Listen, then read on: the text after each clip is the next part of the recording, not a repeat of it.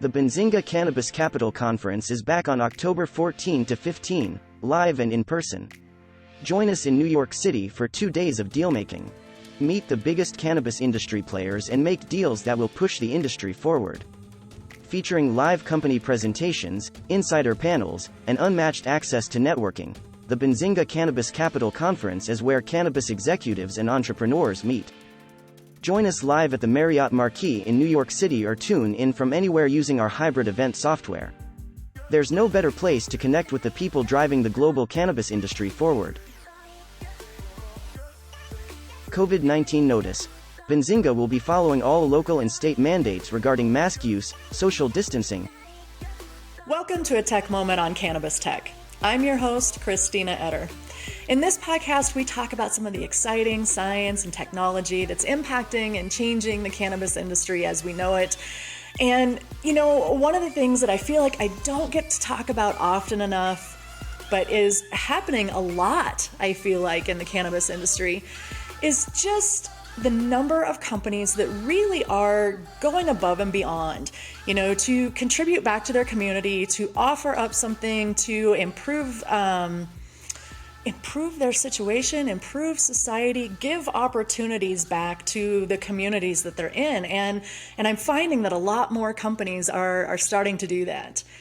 And recently, they just announced that the winners of this year's Cannabis Innovation Scholarships at VeraHeal, and they ended up giving away another $20,000 to students in this scholarship program. So for today's episode, I wanted to invite the Chief Marketing Officer for VeraHeal onto the show today, and that's Anthony Dutcher. And he's going to talk about this program and as well as just kind of that general conversation about how cannabis really is striving to make a more positive impact in the communities that they're in. So welcome to the show, Anthony. I'm super excited to have this conversation with you. Lovely to be here, KRISTINA, and thanks for having me. Now, most of my podcasts, I typically start out from this direction, but what I really want to do first is tell me a little bit more about you and your background. What kind of led you into this role with VeraHeal, really, and what you're doing today? Yeah, so I come from just a digital marketing background, obviously just growing up at the dawn of social media and watching it, grow and adapt over the years. It kind of just came right place, right time, ultimately, where I met the co-founders, Sam and Josh, through networking, and I was doing some small SEO work with them after college, and just really trying to ingrain myself into a network and find a means of work and a career that I could have freedom in, and they gave me a lot of opportunities, and that started as just basic freelance work, just with a previous company before VeraHeal came about. Just doing like SEO, social media, that grew, more duties, more roles. And then eventually VeraHeal was spawned, and I was the first employee with them, and that was back in 2017. And then to date, we have over 50 global employees. We're here in Denver. We started in Northern Virginia. And it really started out of a need. The co-founders of VeraHeal, Sam and Josh, two African-American co-founders. So obviously they have their heads, they want to make a change here. They have an initiative that's very strong to give back, to give people access. I was just fully on board with that. A recreational user myself, but seeing the profound effects medically, I knew it was something I wanted to join, and it was still, just the industry. I mean, it's still in its infancy, but in 2017, people had no idea how to get their medical cards. So the mission is now just expand that into many states as possible. We're in 30 plus states.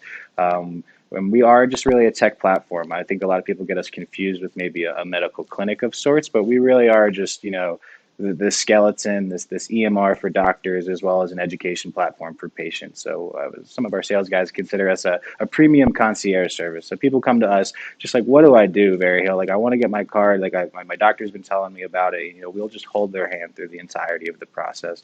And it's humbling work. People come back to us raving about it. We collect a lot of feedback, but with positioning ourselves as kind of in the tech part of it, being able to develop new things. A customer asks for something, we can go out and build it. We're creating new things here on a dime. So, we offer a new service, or we offer some kind of certification a patient can get, or they have specific questions about something specific, about their state or their city, their county, or We go out and build it. What does a doctor need to see their patients and approve them or learn more about them more accurately? And because of that, being the tech firm, we've been able to now start to manifest a lot more relationships with B2B relationships with be it manufacturers or MSOs and even SSOs in the space that say, XYZ dispensary in Philadelphia, hey, Berryhill, we want to know what 65 plus people are interested in that just got their card. And we have that information. So it's kind of put us on this plateau where we're realizing we have a lot of ability to change a lot of where the industry has gone to help the patients and just, we're an advocacy group here and just educating patients all along the way. And then apart from the scholarship, which is just something we knew we wanted to do, we're deep rooted in education, all of us, with pretty decent degrees here, and we're big advocates for it. Just giving back to the kids, and especially through COVID, just such a mess of situations for the students. So just a way to give back for them a little bit, but also what kind of stirred up. And sorry to just totally jump the gun past what you were talking about into the scholarship, but the feedback we got from students was just so profound. So that's why we decided to do it again, and that's where we are. Fantastic. No, I love that, and I think that that's one thing that has always kind of plagued the medical side of this industry. I mean, here in Colorado, I can't say that so much because it was very, very easy for my husband to find a doctor and go get his medical card. But I know in some of the other states, that process isn't really as straightforward as it is in some other places. I know early on in Minnesota, it was very, very difficult to find a doctor there that would be able to get you that medical card. I know some other states have been like that. And it's just nice to see that there are some technology solutions that are helping not only the consumers find the doctors that they need, but then turning around and helping the cannabis industry not just find the consumer, but really learn more about what that consumer is looking for. And so I think the platform's great. I think anything that kind of takes that burden off of the consumer and make things a little easier is obviously great in the long run. But more so importantly, I'm very, very interested in the scholarship program for one. How did this thought really kind of materialize? What was kind of that aha moment that you said, hey, let's do this scholarship program? Because one thing, I'll bring up here real quick that I find super interesting is that, just 3 or 4 years ago, finding a college or a program that actually has cannabis-related programs or degrees or certificates was difficult. But now as cannabis is growing and gaining steam, it seems like a lot more schools right now are picking up more of those programs. And so it's interesting now to kind of have that come full circle and see these scholarships being put in place too. So I'd love to hear more about the idea behind your scholarship program. Yeah, so I mean, probably maybe different than I wear a different hat than a lot of marketers, I think, in the space. I like to look at things a lot differently and, obviously set an objective. And it really did come about, obviously, with the philanthropy cap in mind. We wanted to help give back, but how can we amplify this as much as possible? How can we get as many applications as possible? How can we help as many kids as possible? Because there's always the worry too, you can have the scholarship and then no one applies for it. It's like, damn, like we didn't do anything. So how did we really like boost that up and get as many applications as possible? And what I actually had seen was, it might have been a Forbes article, some kind of press someone did where they were, I think, hiring someone $40,000 to test weed or something like that. And I was like, and it got picked up and it rolled over and it rolled over and rolled over. Everyone syndicated it. I was like, that's impressive. I was like, how do we give something away, but help people a little bit more, than just give someone a job to smoke weed? I was like, how do we help kids? How do we help students? It's COVID. Like, we got to do something. We got to give something back. And it just kind of materialized. And then, what is the scholarship going to be about? And we were like, make it as general as possible. How can we innovate in cannabis? How can we push the industry up? And the responses and the essays were absolutely profound. Kids wrote way too much than we even requested. They blew it absolutely out of the water. Some of the ideas I wish we could implement internally, but their ideas, so we'll let them keep that. And we didn't have to jump through maybe the hoops that, if you're getting an institutional scholarship, these were just $1,000 checks to your door. I trust you to use it how you want. And I think that reciprocated well with the students.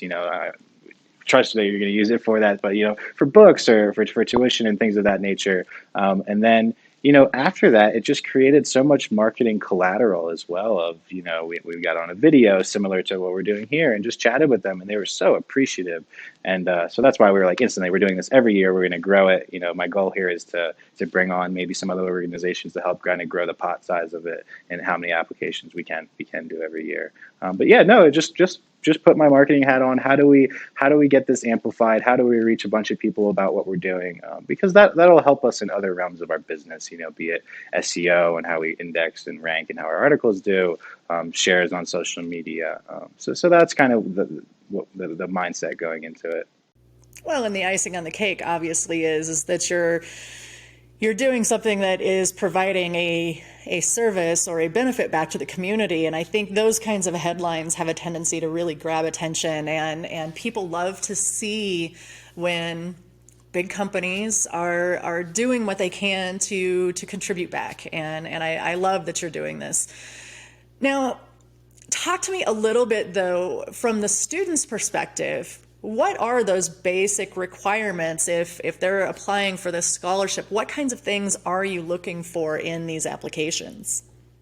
Yeah, so I actually kind of pull this from how we hire internally, is that I can teach someone how to do their job, but I can't teach them passion for cannabis. So, I mean, that was my main thing, and that wasn't, necessarily one of the check boxes that they saw before. But when I'm reviewing these, and our team is, I was like, did I see that in there? Did I see that you like, your product, your service, your idea, your reform, your law, whatever you propose, did you have some passion and heart in this? And some people gushed about personal stories, which was just absolutely profound.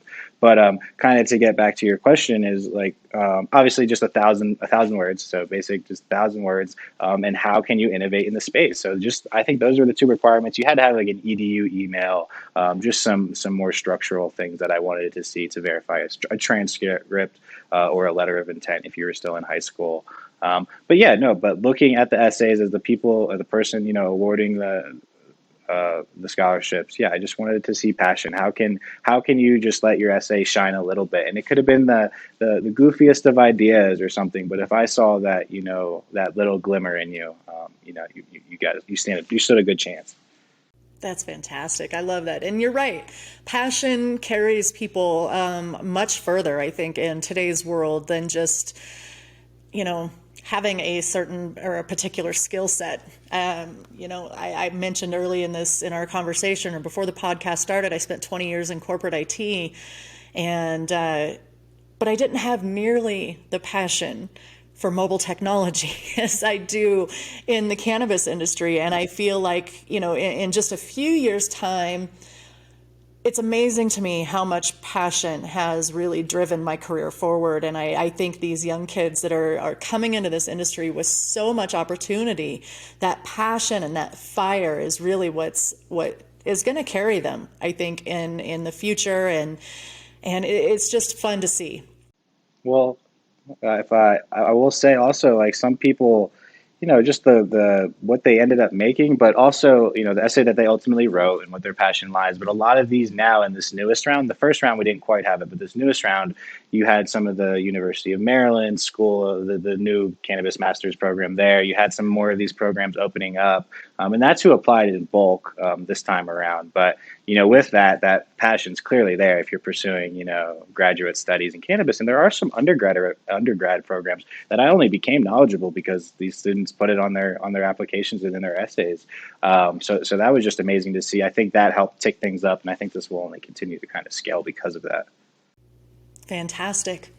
So this was your second year. You've done this. You started this in 2020. 2021 was the second year. You've now awarded out 40 different scholarships. What were some of those kind of outstanding ideas that you saw? What's some of the innovation that you're seeing come from these kids that are going into college and kind of chasing these ideas and these dreams? Yeah, one student this year, which I think was the most incredible thing we'd ever heard, he built a cannabis vending machine that was similar to those Coca-Cola or the ones at the movie theaters that you could pick your flavoring, you could pick your different type. And his was kind of, a fuse between that and with terpenes to make a perfect strain for you, match your THC percentage. And he just he went all out. It was a full on business proposal, like not even close to what we asked for. And he was our golden star this year.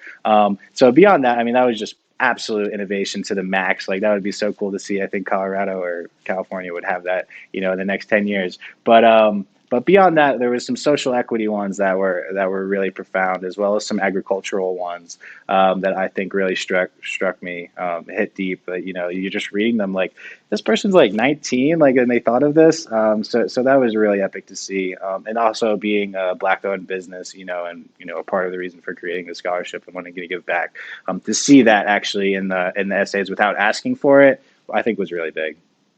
Most definitely. No, that's phenomenal. And, I came from an agricultural background as well. I grew up in Iowa, and I think that's one thing. We all know that cannabis is a crop, but when people in traditional agricultural areas, especially in the Midwest, I think where cannabis still hasn't quite reached the same level of acceptance that it has in other places.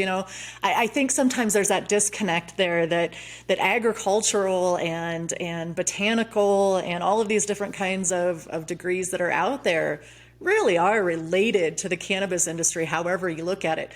Technology I was working on 10 years ago, just helping to implement at Pioneer Hybrid, is now being used in full swing in the cannabis industry. So it's fascinating to see how all of these different disciplines or educational tracks really do apply to cannabis, and they can come from a very broad range, I would assume.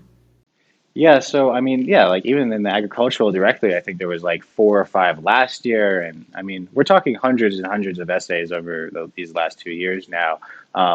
Just ones whether it be crop rotation or farm bill related, or giving back to the actual farmers to not pivot ourselves into a Monsanto rut. Food has gone. It's just everything you could have imagined all there, um, and I think the next step now is to how do we help beyond just the scholarship cash? How do we help these students take the next step with that idea if they want to pursue that? So it's an ongoing thought. I think there's something there, whether it's a Very Hill fund or grant to help, a winner, actually take that step with this business. Do you want to pursue this when you graduate? I think is the next logical progression. I think it would be really, really cool. Even if it's initiative based, how do we go out and just get farmers educated on things like that? I don't know. That's just where my head's at with it, and I do think it's the next progression for us. And if I can bring more partners on board to help facilitate that, I think the sky's the limit here. Absolutely. I can't agree more. And, quite frankly, I'm also of a firm believer that you have to integrate some of these, new ideas or new perspectives. And you only get that, I think, when you start to reach outside and pull those people in. So I think this is brilliant. I think it's a great way to bring new innovation and new ideas to the industry. But scholarships aren't the only thing that Very Heal does in terms of wanting to give back to their communities, supporting other causes. So do you want to talk about maybe a few of the other programs that Very Heal's involved in, and how your company really is working to, contribute to the greater good? I mean, that's really how I see this. Totally. So, besides obviously cash, we donate a portion of proceeds every month, a small percentage, but plenty enough to 5 or 6 nonprofits. Before COVID, we used to do Trash for Trees, where some people could come to an event and pick up trash in a compensation for their free medical marijuana consultation that year. And it could carry over if your renewal is in a couple of months or what have you. So just picking up trash in the community, and our doctor will approve you for free, so that clears the fee, and that cleans up the local community. So that was when we were actually in DC. We did that in several neighborhoods, and we would run around and do that.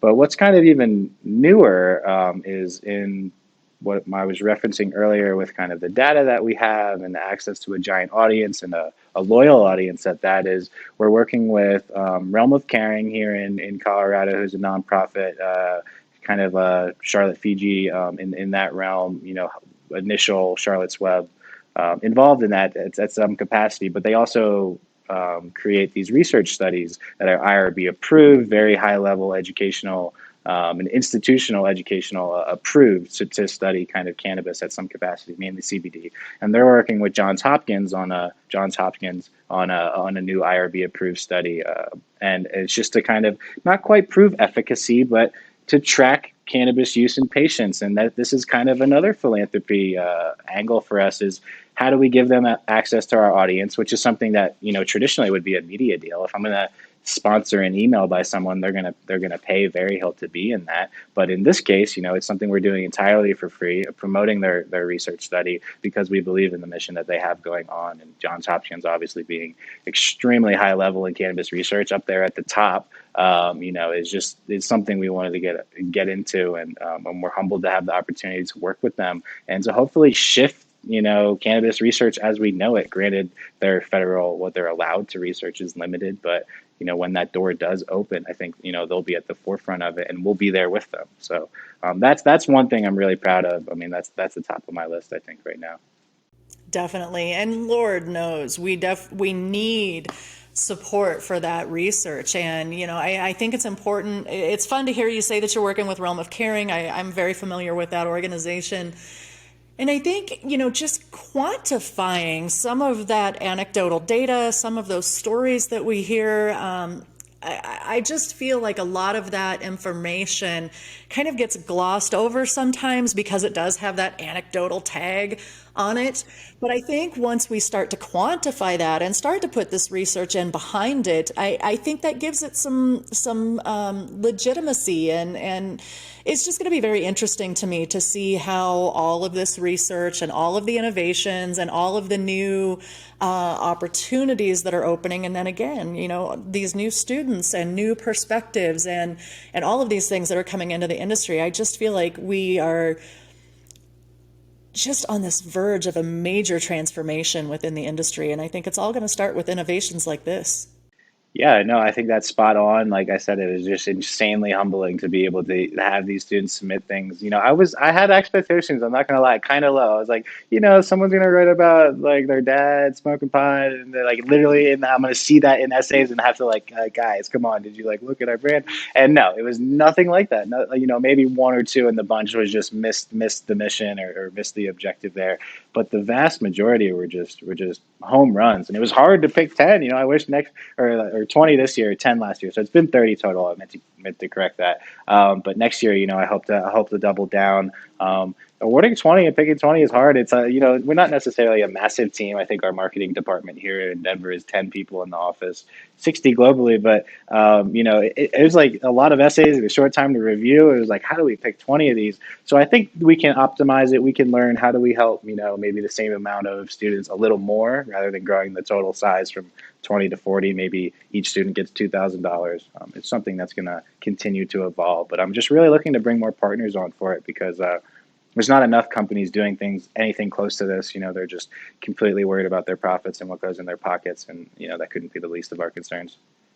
That is phenomenal. That I would love to put quotes around, or highlight, or underscore bold, because I feel like a lot of times that gets missed. We kind of miss that whole opportunity to do things like this when we're focused on profits. So, and that kind of is a great segue into my next question is, from your perspective and from doing this now for a couple of years, and from having this more philanthropic approach to how you're running your business, why do you think that this is important for cannabis companies? Why should other businesses be looking at opportunities like this? I think just the past of cannabis and where it stands today, even, just being to influence, minority cannabis or minority communities so negatively. We as cannabis employees and members of the community deserve to do cannabis better than it's done to, the nation as a whole before, but we also deserve to do better than pharmaceuticals and food and drink and beverage has done to the America as well, be it health, hiding things. We should not be on that path. So if we put our best foot forward, hopefully that sets us up for success to not put us in those, those pharmaceuticals and what, farming is. It's just disastrous. It's disastrous, like the implications there. So I just want us to put our best foot forward, and that's what we're trying to do. So now let's go back to the scholarship program, though, since that was originally how we started this conversation. You talked about you're hoping to expand the program. You're hoping to do this again. What do students need to do in order to be able to apply for the next round of scholarships, or what's kind of your schedule? I guess I'm saying on this, and how can students get involved? Totally. So it's just veryhill.com/scholarship. If you scroll all the way to the footer of our website, there will be a link there for it. And then we have done it just in midst of 420. We released the announcement in April, and you have all the way till the end of July of every year to submit your application and your essay. So just, veryhill.com/scholarship. If you follow us on any form of social media, it will be posted there many times ahead of that. And all throughout the year, even if you just Google us randomly in April or May, you'll see a press release. So we do everything we can to announce it like 10 times, everywhere, as well as subscribing to our newsletter. It gets out there. So a bunch of methods.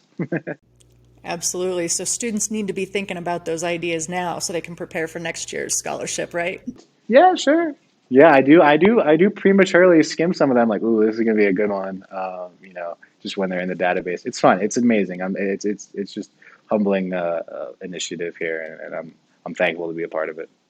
Absolutely. And what a great opportunity, for the students especially, but also, like you just said, it's got to be fascinating to look through some of those applications, see some of those, innovative ideas that are coming from outside sources and people that are just kind of, starting to dip their toes into the real world and into business practices and things like that. So it's got to be fun for you to work on these kinds of programs. That, and then I was just blown away by like some of the schools some of these kids are attending. There was plenty of Harvard applicants. There was UPenn, like Yale was up there. I was like, yeah, we did it. Like, I was just surprised that these students had access to find information about it. Be it like the High Times article that got picked up. So we're really just, beyond that, being happy. Like, we're just happy at how well it performed and how many applications we got. Be it, the press team that we had promoted and all those pieces. So everything just fell into line, and yeah, nothing short of fun at all. Well, we'll make sure that we do our best to promote, and we'll include a link when we publish this out as well. So we're excited. Or obviously, as a tech publication, any kind of program like this that really starts to encourage the innovations in this industry, I think we can get full support for. So we're happy to help you promote this cause, and so excited to see what Veryhill does in the future, and really for kind of setting that example, I think, in the industry. I think companies like Veryhill really are kind of proving that we can take a different path, and it doesn't have to all be about money and greed and having that second home in some place when we can give back to the community.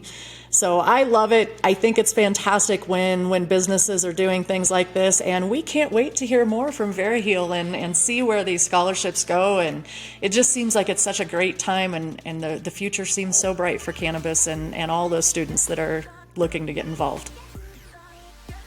Yeah, thank you so much, Christina. We really appreciate the promotion. It's epic for us, and we're looking forward to growing this thing. And thank you for having me on. Absolutely, Anthony. Thanks so much, and just keep doing what you're doing. We appreciate you.